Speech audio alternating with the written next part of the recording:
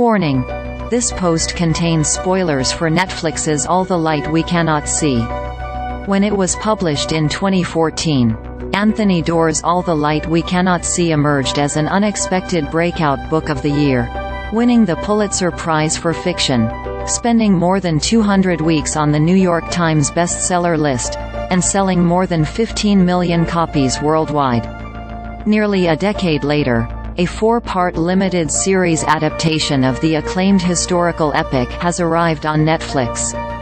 Doerr's All the Light We Cannot See weaves together the stories of a blind French girl named Marie-Laure LeBlanc, played in the show by Aria Mia Loberti, herself sightless, and German orphan Werner Pfennig, Louis Hofmann, as they navigate the horrors and devastation of World War II, unknowingly connected by a children's science radio program created by Marie-Laure's great-uncle Etienne, Hugh Laurie, and late-grandfather Henri.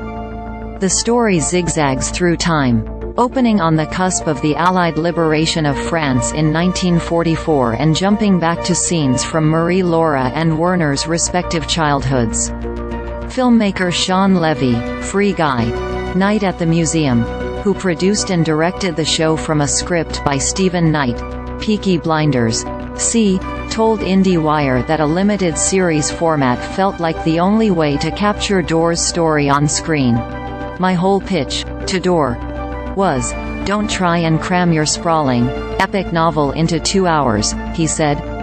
"Let's do it in this form that allows for longer narrative and storytelling. Let's do it at Netflix where there will not be a mandate on runtime. There will not be a mandate on episode count. We'll do this story right. We'll do the adaptation right." Read more.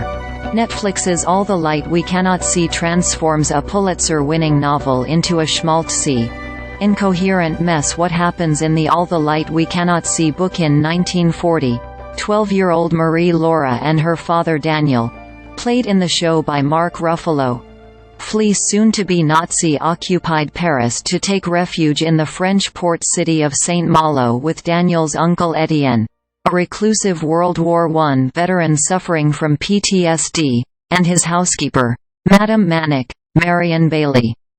Unbeknownst to his daughter, Daniel has carried with him a legendary diamond called the Sea of Flames, a precious and supposedly cursed jewel from the Paris Museum of Natural History where he works, to prevent it from falling into Nazi hands.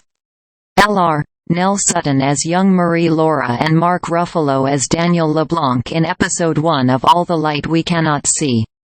Atsushi Nishijima. Netflix. At the same time, 14-year-old Werner, who grew up listening to Etienne's radio program, is separated from his younger sister Yuda, Luna Wedler, and placed at an exclusive and brutal Nazi military school, the National Institute, after demonstrating an aptitude for engineering by repairing the radio of a Nazi official.